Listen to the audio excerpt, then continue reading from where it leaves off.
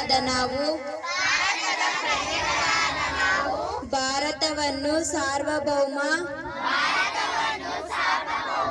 ಸಮಾಜವಾದಿ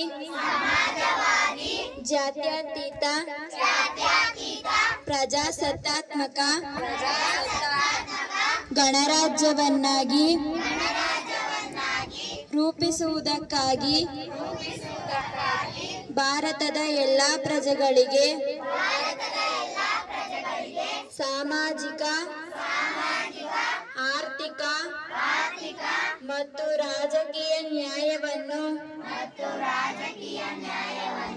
ವಿಚಾರ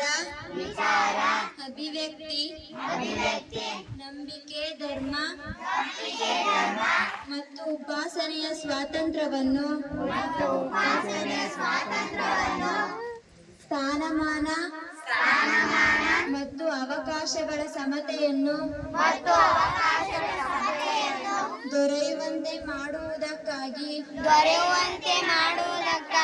ವ್ಯಕ್ತಿ ಗೌರವ ದೇಶದ ಏಕತೆ ಮತ್ತು ಸಮಗ್ರತೆಗಾಗಿ ಎಲ್ಲರಲ್ಲಿ